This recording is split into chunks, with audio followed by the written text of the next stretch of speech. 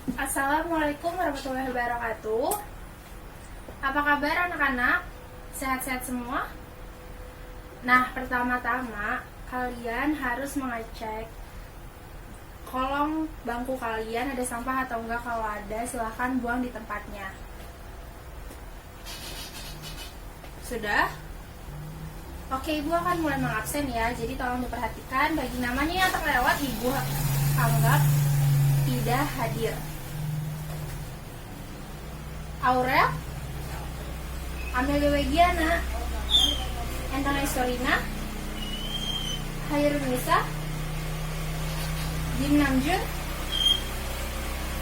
Jong Ho Esok. Apakah ada yang terlewat? Nggak ada ya.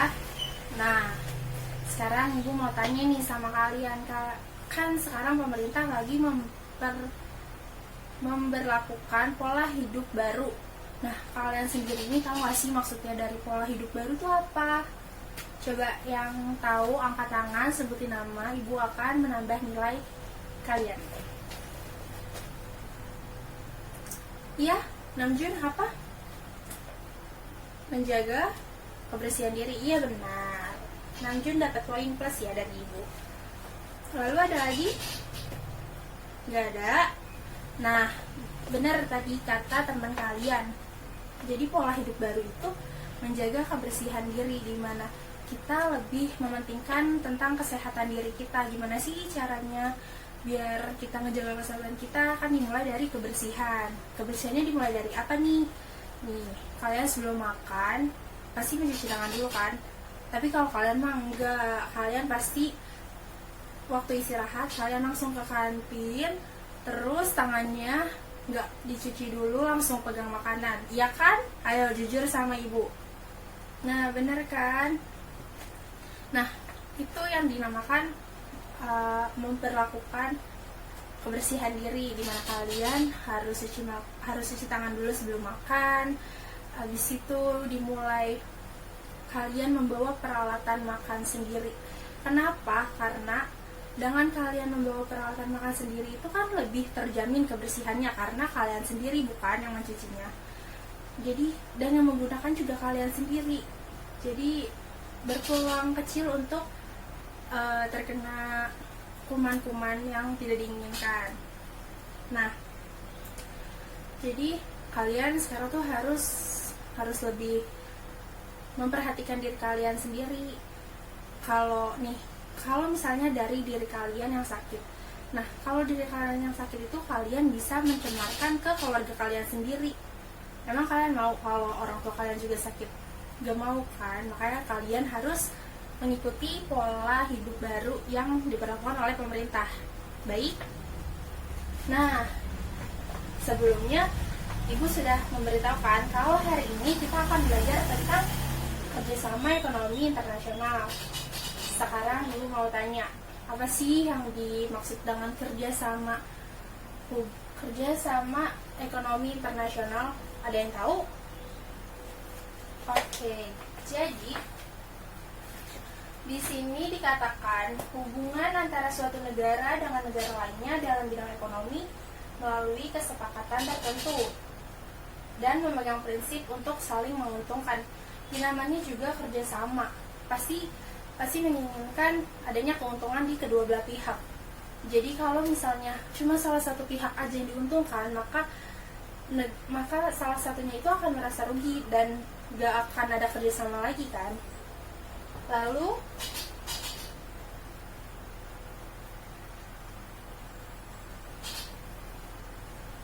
ada tujuan kerjasama ekonomi internasional. Yang pertama ada memenuhi kebutuhan dalam negeri akan barang dan jasa. Yang kedua memperluas pasar hasil produksi barang dan jasa. Yang ketiga mendorong peningkatan produktivitas. Yang keempat memperluas lapangan kerja. Yang kelima menambah devisa negara. Lalu ada juga nih faktor-faktor penyebab kerjasama antar negara. Ada yang tahu nggak faktor-faktornya itu apa aja sih? Kenapa antar negara itu bisa saling kerjasama? Ada yang tahu? nggak ada. Oke, ibu jelasin ya. Jadi yang pertama itu kerjasama antar negara akibat adanya perbedaan. Karena adanya perbedaan, maka misal ada dua negara. Satu negara ini unggul di bidang misalnya mau membuat motor. Satu negara ini unggul dalam pembuatan mesin. Tapi negara yang satunya unggul dalam mendesain motor. Nah, untuk mendapatkan keuntungan, dua negara ini bekerja sama. Nah, setelah motor ini jadi, lalu dipasarkan untuk mendapat keuntungan. Nah, keuntungannya ini dibagi ke kedua belah pihak sesuai dengan kesepakatan yang mereka buat. Begitu, paham? Paham. Lalu adanya kerjasama antar negara akibat adanya kesamaan. Nah, di sini ada beberapa kesamaan yang mendorong kerjasama antar negara, misalnya kesamaan sumber daya alam, kesamaan wilayah, kesamaan ideologi. Itu makanya bisa dilakukan kerjasama. Lalu ada kerjasama antar negara di bidang ekonomi, yaitu yang pertama bentuk kerjasama ekonomi antar negara. Nah, kerjasama ekonomi dapat dibedakan menjadi dua, yaitu kerjasama ekonomi bilateral dan kerjasama ekonomi multilateral. Ada yang tahu bedanya ekonomi bilateral dan ekonomi multilateral? Ada yang tahu? Kalau ada yang tahu, ibu bakalan kasih poin plus lagi. Nggak ada yang tahu, pasti kalian belum baca bukunya ya. Kan ibu udah ingetin kalau sebelum pelajaran ibu atau siapapun sangat dianjurkan untuk membaca materinya. Karena apa? Karena jika kalian nih baca dulu sebelum pelajaran dimulai, kalian udah tahu nih gambarannya pelajarannya besok kayak apa ya, terus yang nggak tahu itu apa ya. Nah, kalau yang nggak tahu kalian boleh tanya ke gurunya besok. Nah, kalau kayak gini kan jadinya kayak kalian tuh masih membayangkan, masih memproses dengan yang ibu bilang, tadi ibunya bilang apa ya, maksudnya tuh gimana ya, pasti kayak gitu kan, ya kan? Jadi ibu harap kedepannya kalian membaca bukunya dulu sebelum pelajaran dimulai. Lalu tadi kita balik lagi ya.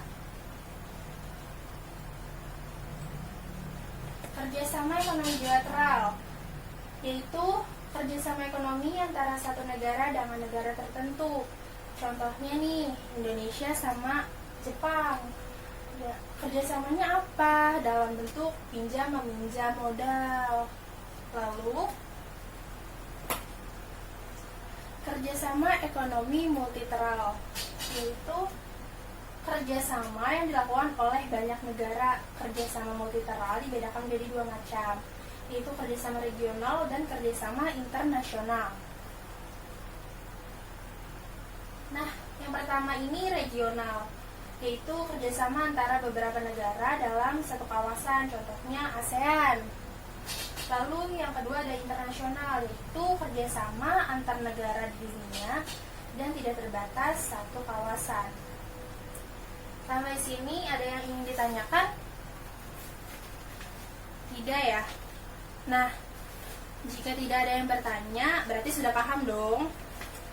Nah, ibu mau nih kalau kalian sekarang membuat kelompok diskusi, ibu cuma minta 5 kelompok. Jadi satu kelompok bisa berisi 5 atau 6 orang ya. Ibu kasih waktu 10 menit untuk membuat kelompok, bisa kan? Baik, silahkan dipilih aja kelompoknya. Pasti udah pada hafal kan sama teman-temannya, jadi silahkan dipilih ya. Udah dapat kelompoknya semua? Udah?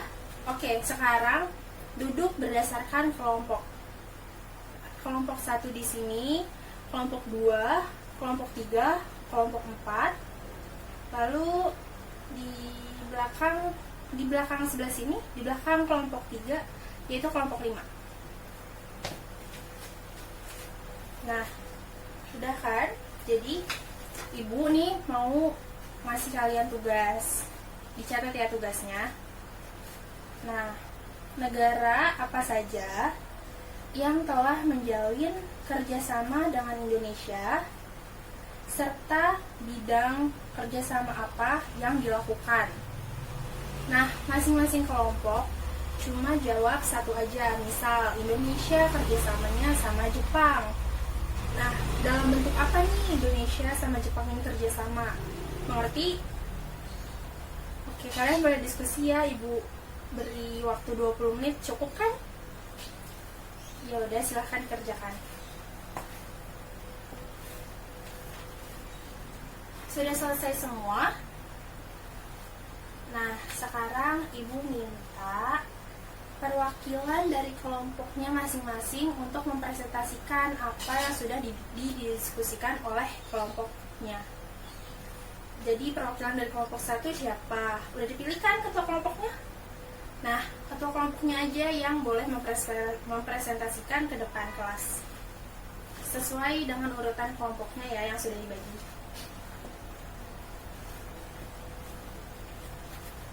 Nah, baik. Kita udah belajar bareng-bareng nih dari kerjasama ekonomi internasional. Kalian juga udah diskusi nih sama teman-teman kalian. Berarti kurang lebih kalian paham dong tentang bab ini. Nah, untuk yang belum paham boleh ditanyakan di pertemuan selanjutnya. Jadi sampai sini ada yang ingin ditanyakan lagi atau ada yang belum jelas? Nggak ada? Ya udah. Kalian sampai rumah ibu harap kalian membaca lagi ya apa yang telah didiskusikan sama teman-temannya.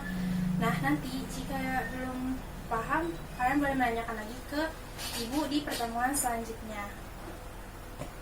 Baik. Sekarang ibu tutup ya. Pelajaran hari ini sudah cukup. Ketua kelas, tolong pimpin doa. Berdoa mulai. Terima kasih atas perhatiannya dan jangan lupa belajar untuk mata pelajaran besok. Wassalamualaikum warahmatullahi wabarakatuh.